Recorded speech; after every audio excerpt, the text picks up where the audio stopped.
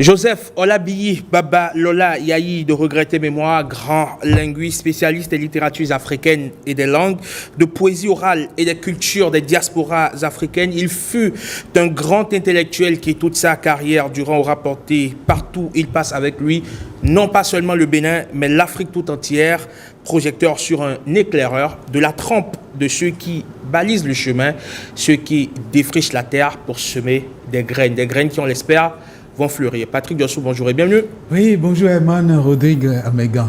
Comment allez-vous? Très bien, par la grâce de Dieu. Mais un plaisir de vous recevoir sur 5 sur 7 matin. Un grand plaisir partagé. Et de parler du professeur Olabiyi. Oui, le professeur Olabiyi, le samedi 5 décembre 2020, à Cotonou au Bénin, un baobab est tombé. Un baobab, vous avez déjà cité 7 titres. Je ne vais pas revenir sur tous ces titres parce que il en a, mais nous, on va encore plus élargir ces titres. On va parler de lui, on va parler de sa vie et surtout de ce qui a marqué ce linguiste, ce qui a marqué cet homme qui est pluridimensionnel, qui est pluridisciplinaire, parce qu'il a été linguiste, mais il a parlé aussi philosophie. Nous avons comme invité le professeur Bagodo, qui est un professeur des universités. Il est professeur de l'archéologie et de la préhistoire et il est spécialiste de l'Afrique. Nous n'allons pas parler de préhistoire mais d'histoire. Professeur, bonjour. Merci, oui, bonjour, c'est le journaliste.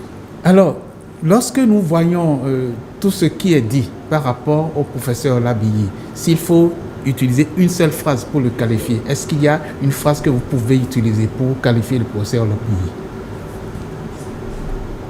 Homme de culture, esprit ouvert à l'universel, tout en conservant l'africanité. Tout en conservant l'africanité. La dimension africaine. La dimension africaine. Oui. Merci, professeur. Alors, un colloque a eu lieu en décembre 2022. Un colloque dédié à faire le professeur, évidemment. Un colloque qui a planté le décor, qui a pu créer le contact entre le passé et le présent, le passé du professeur et le présent. Comment conserver ce présent?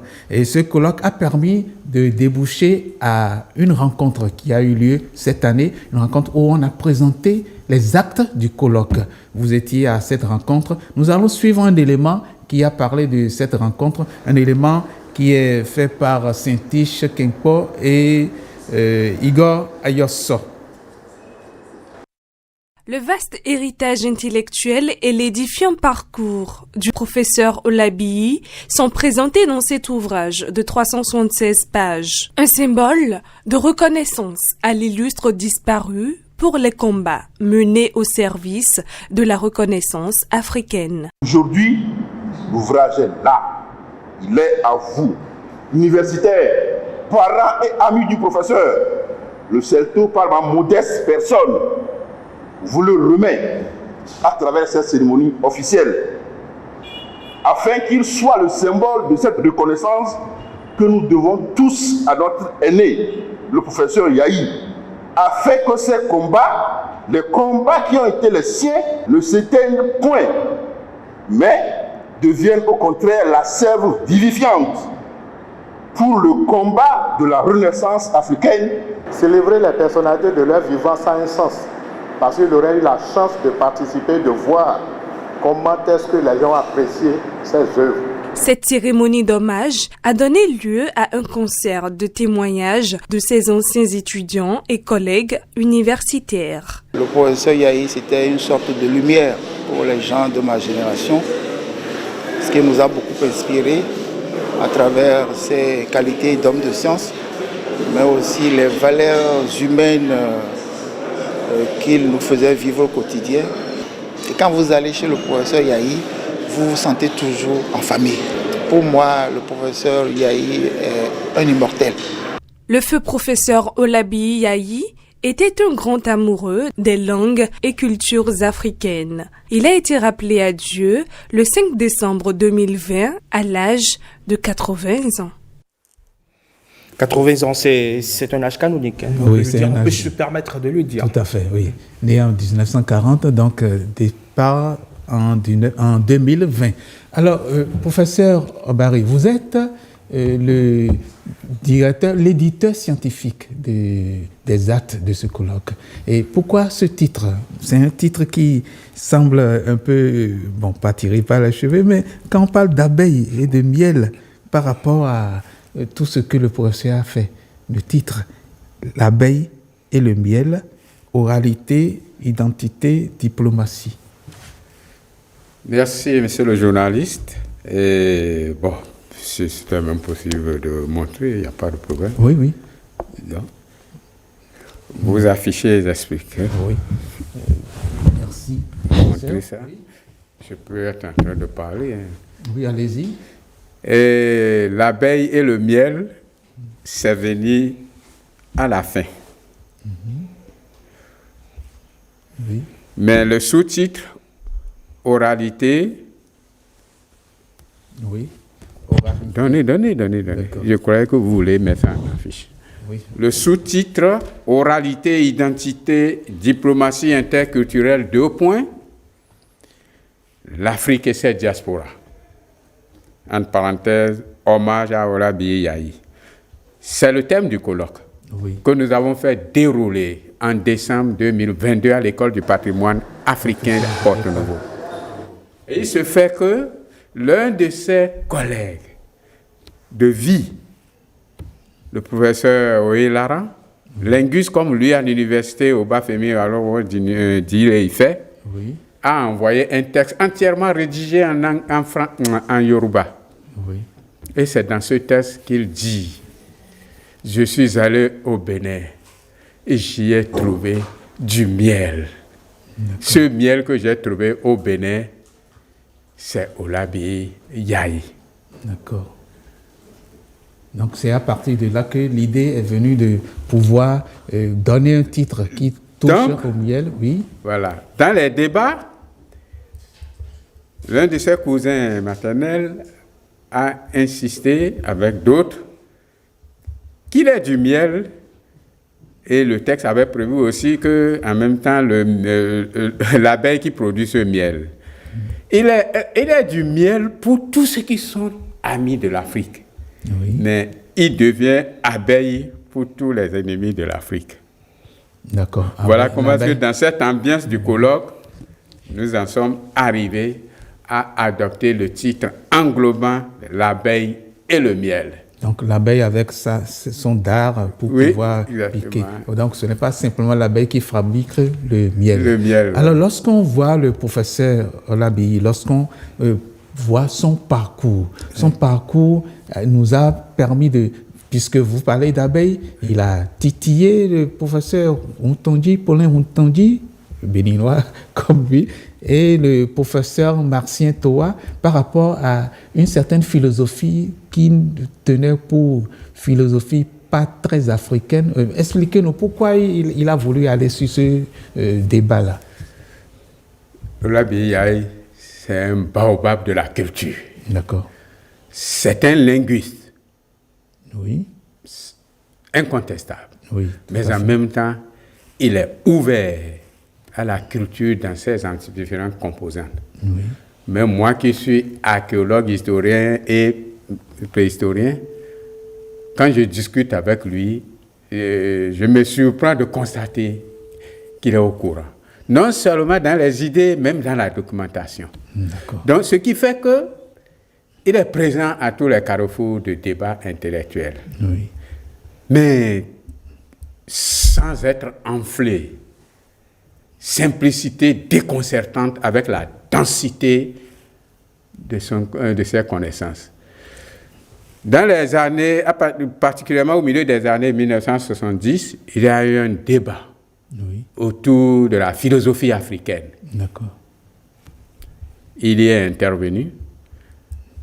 Naturellement, dans Présence africaine, la revue, il a publié un article intitulé « Misère de la philosophie des Marcien Toa, Paulin Ontondi et aux philosophies spéculatives ». Oui.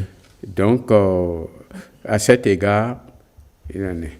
Mais plus que ça, en linguistique même, lui, il a fait des apports de sociolinguistique Dans un dernier ouvrage qui est sorti, enfin un ouvrage récent sorti en 2019, oui, sur les humanités africaines, sous la direction de Zebelinga, où ils ont réuni. Moi-même, j'avais été convié à donner un chapitre, mais c'était trop tard, je n'ai pas pu.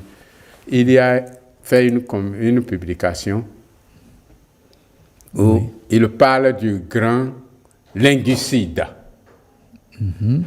Pour les spécialistes, le terme est simple. Un grand linguicide, c'est la mort. C'est voilà, cide là, ça veut dire mourir, pourrir. Donc, grand. Oui. Il dit que tout le continent africain est en péril, surtout dans sa partie non arabophone. Parce que toutes nos langues sont sur le point d'être enrayées, d'être perdues, de devenir des langues perdues dans 1 ou 2 générations.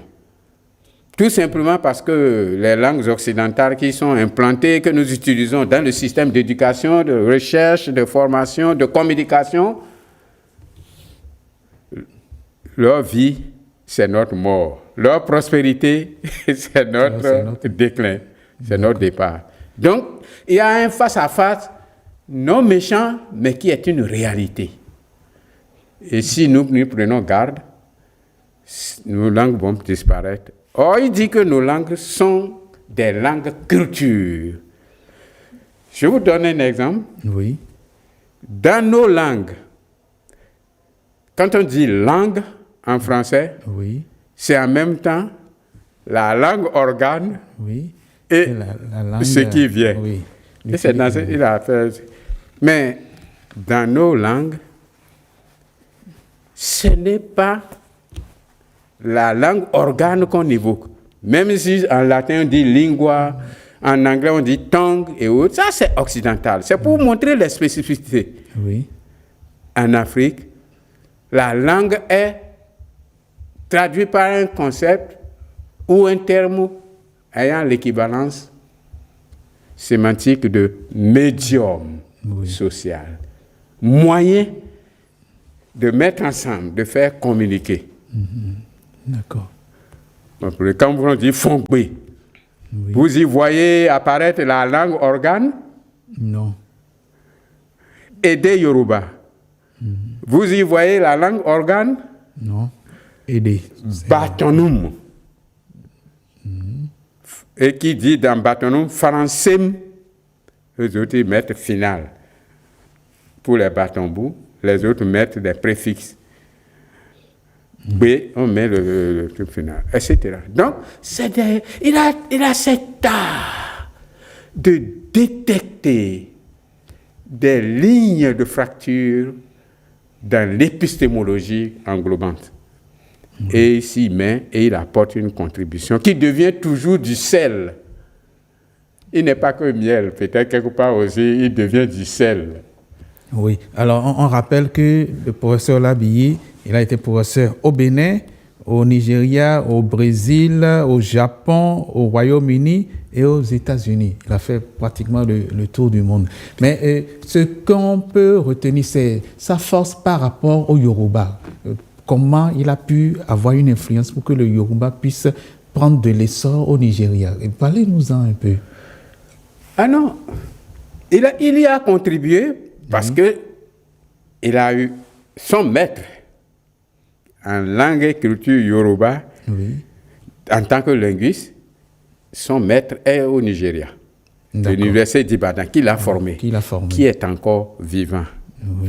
Donc, ce n'est pas lui le moteur et autres, mais il a fait partie d'une génération de combats pour la renaissance linguistique de l'Afrique, que la colonisation a mis dans une situation hybride que nous vivons aujourd'hui. Vous voyez, nous parlons en français. Nous sommes incapables de communiquer dans nos langues. Et ces langues sont presque en agonie progressive. Et il se bat comme ça. Mais nous n'allons pas le confiner seulement à l'Afrique. Pour lui, l'Afrique ne s'arrête pas sur le continent, à travers la configuration géographique du continent. Il ne voit pas d'Afrique en dehors de ce qu'il appelle l'Afrique globale, qui est inclusive de cette diaspora. Oui. L'Afrique amputée de cette diaspora devient incomplet, mutilée, c'est le terme ça. D'accord. Et non seulement l'Afrique globale, mais aussi dans, je ne dirais pas dans l'universel, parce que ce terme a beaucoup d'ambiguïté, dans une globalité mondiale. Donc c'est un panafricanisme mondialiste, diasporique, c'est pour cela que on parle de diplomatie interculturelle dans l'identité Afrique et ses diasporas. D'accord. Alors, professeur, quelle est la portée, d'accord, du message porté par le professeur Olabiyi de Regretter Mémoire? Le message est multidimensionnel et multidirectionnel.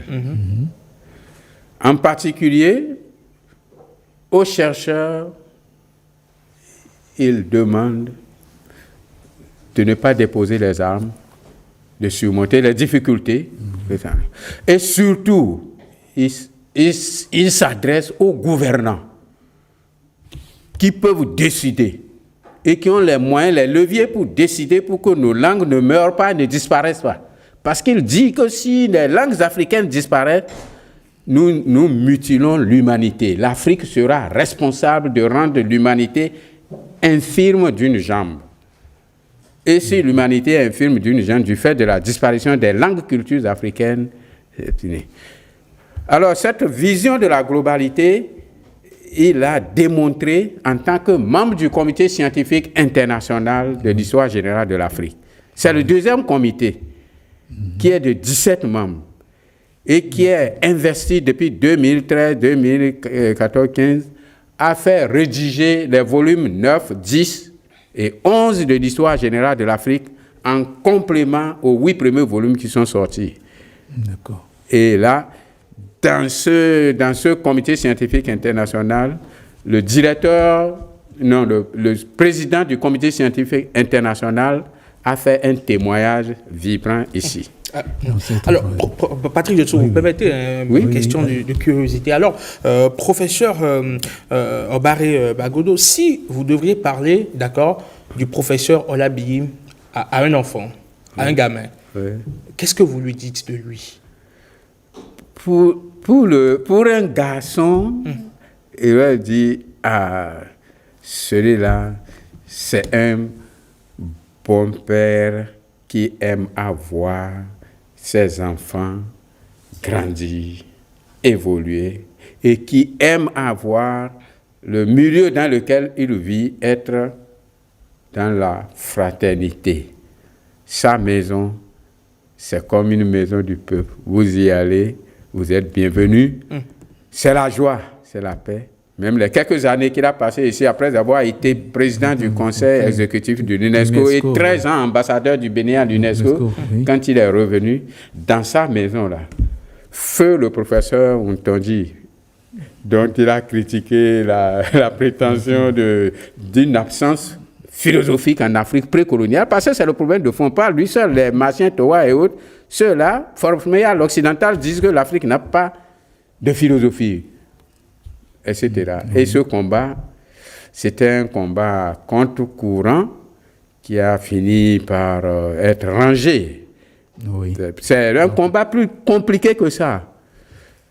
La raison en est qu'en 1974, il y a eu ce qu'on appelle le colloque du Caire, le grand colloque du Caire, pour lequel Cheikh Anta Diop a soutenu d'abord sa thèse en 1954.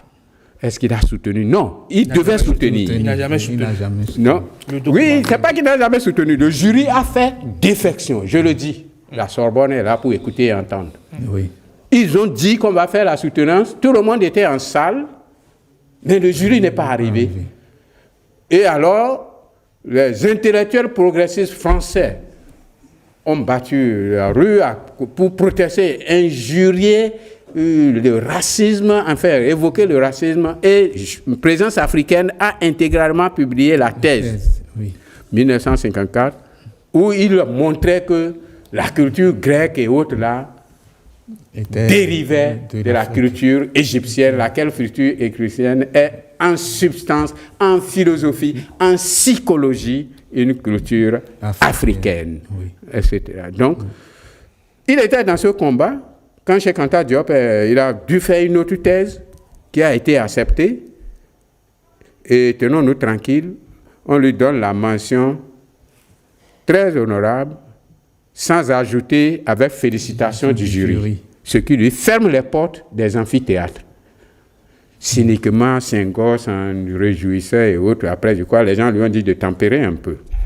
C'est vrai qu'il y a toujours eu ce combat entre les Senghoriens et alors donc... Cheikh Anta Diop. Voilà, donc ça fait que Cheikh Anta Diop, quand il est revenu en 1960, il a été confiné à l'IFAN, Institut fondamental d'Afrique noire, qui était un institut français d'Afrique noire. Tenez-vous tranquille, de 1960 à 1980, il n'a connu aucune évolution administrative.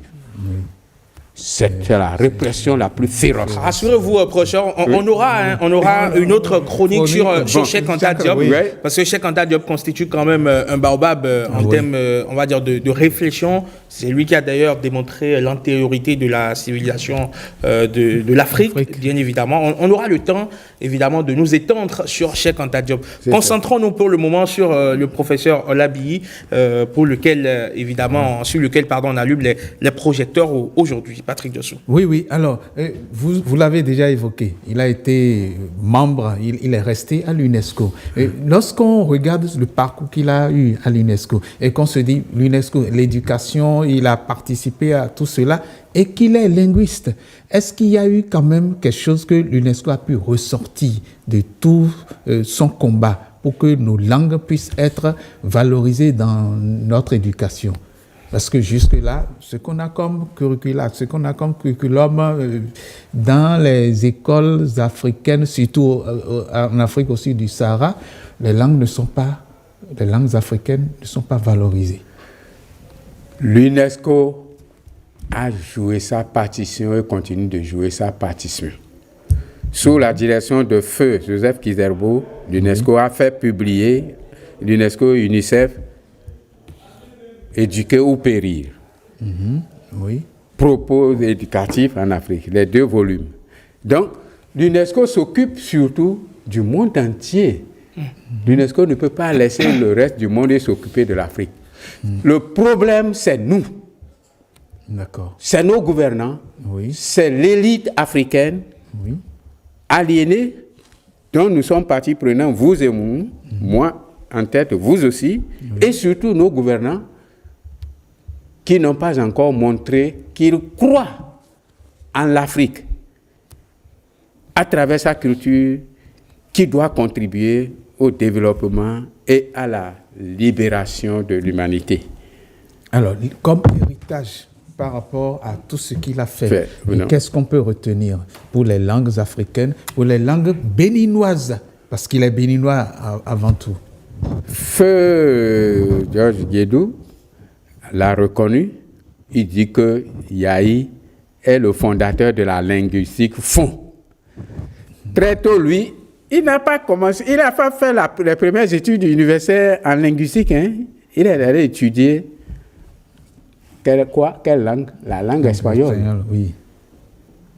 Mais à la fin, déjà, compte tenu de ses convictions, il a fait un certificat de linguistique en France. Et quand il est revenu, il projetait déjà de basculer, d'aller vers le Nigeria, compléter ses études. Il a complété ses études de haut niveau sans soutenir une thèse, non pas parce qu'il n'a pas voulu soutenir une thèse a priori, il n'en fait pas une préoccupation majeure. Il devait faire une thèse sur un poète cubain. Il est allé à Cuba pour faire des recherches, mais les combats dans lesquels il était idéologique, Chine, URSS, avec la FEANF, ont fait que les Cubains ne lui ont pas facilité la tâche. Et il a laissé le thème. Et c'est un thème d'amour pour lui. Il a trouvé que il ne veut pas faire une thèse pour bavardage, faire la rhétorique, avoir le diplôme et ergoter seulement. Il veut faire une œuvre de conviction et de contribution qui serve Oui. Et maintenant, en revenant sur son héritage, on retient quoi de manière concrète? Sur son héritage, tous les linguistes qui sont venus par la suite, qui ont été formés, en étant au Nigeria, ils venaient enseigner ici. Oui. Il a mis en place le système. Oui. Et avec les Guédou, par la suite, ils ont mis en place tout un système. D'accord. Le professeur Ompati Kapo, qui est le théoricien du paradigme B, oui. C'est lui qui l'a porté comme un bébé, comme ça. Super. Et lui aussi, à ton tour, et à sa suite, les Dacruz, les Beto, les Akoha, ainsi de suite. Il y a tout, Feu Titi Toussaint, ils sont arrivés pour labourer là où il a contribué à défricher. Il fait partie des défricheurs. Mais il n'a pas déposé les armes, il les accompagnait quand même toujours en faisant des contributions pointues. C'est un intellectuel subtil. Il n'est pas dans l'ordinarité ou bien la vulgarité comme ça. Il a de la finesse stylistique. Sans que vous en parlez avec beaucoup de passion et beaucoup d'admiration, surtout pour le professeur Yahi. Pas passion, mais admiration. Peut-être que moi, dans ma vocalité expressive, on peut détecter de la passion. C'est un tempérament, donc je parle et quand je suis convaincu de quelque chose, j'avance et je continue avec et je l'exprime librement. Absolument. Voilà. Oh, merci, professeur Barry Bagoudo. On pourrait continuer jusqu'à demain, j'imagine, mais nous allons ce soir et je reviens encore, une autre phrase qui pourrait mettre fin à cette entrevue. Une phrase pour qualifier Olabiyi, le professeur Olabiyi Babalola Joseph Yahi. Une seule phrase. Bon, merci. Et je vous remercie de m'avoir donné l'occasion de venir continuer la présentation de l'ouvrage en tant que directeur scientifique. C'est moi qui l'avais présenté. Vous y étiez présent. Vous avez voulu compléter. Et le rectorat m'a demandé de venir le faire. Et c'est ça que je suis venu faire. À la fin du colloque, comme à la présentation de l'ouvrage, on a laissé la parole à cette occasion-là aux participants. Ils ont fait ressortir ceci. Une personnalité de la trempe multidimensionnelle d'un Yahi, une fois mort, un premier colloque de livre, le livre est sorti au Nigeria. C'est le deuxième colloque. Mais ils ont dit, après le colloque, le rapport général le dit, ils ont dit avant de nous séparer, le Bénin a le devoir d'honorer, de matérialiser, d'immortaliser la vie et l'œuvre de Olabiyi par quelque chose, un espace qui marque, mémoriel. Donc, c'est une demande forte. J'espère que ce n'est pas tombé dans les oreilles de sourds, non pas de vous seuls, mais de toute la nation béninoise et de toute la communauté qui l'accompagne. Merci, professeur. Le centre culturel Olabiyi Yahi. Pourquoi pas. Merci beaucoup à vous, Patrick Diossou. Merci également à vous, professeur, d'être passé nous parler du professeur Olabiyi Babalola Yahi, de regretter mémoire, qui vit aujourd'hui à travers, évidemment, son parcours intellectuel, à travers ce qu'il laisse à la postérité. On se souviendra encore longtemps qu'il fut un homme qui œuvra par l'esprit pour que l'Afrique soit reconnue à sa juste valeur dans le concert, évidemment, pas des nations, mais des continents. Merci beaucoup. Vous passez une excellente journée du lundi et à lundi prochain pour une autre histoire d'Afrique, une autre histoire inspirante, une personnalité. Pourquoi pas. 5 sur 7 matin, à suivre dans les prochaines minutes, le forum de discussion. Aujourd'hui, on s'intéresse à l'impact des réseaux sociaux sur nos vies. Pourquoi nos vies sont si tant partagées sur les réseaux sociaux?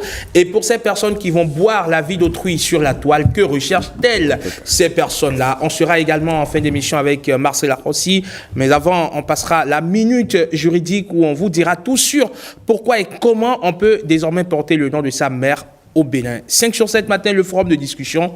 À tout de suite.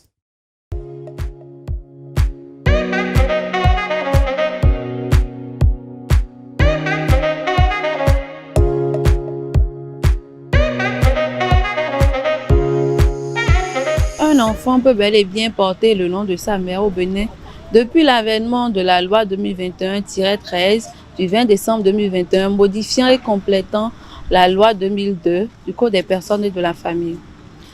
Mais dans plusieurs conditions, seulement qu'ici je parlerai simplement de 2 articles. De l'article 6 nouveau alinéa 1er qui stipule ceci. Lorsque la filiation est établie à l'égard des 2 parents, l'enfant peut porter soit le nom de sa mère, soit le nom de son père, ou soit le nom des 2.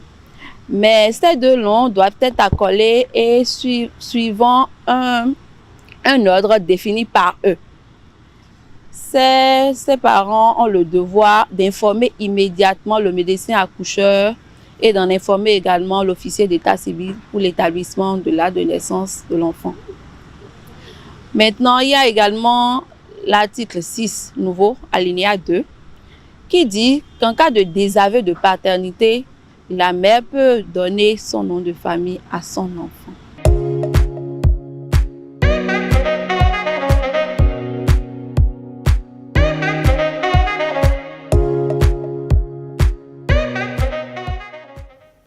C'était donc la minute juridique sur pourquoi et comment, évidemment, un enfant peut-il porter le nom de sa mère en République du Bénin. 5 sur 7 matin, on installe à présent le débat matinal, le forum de discussion. C'est tout de suite.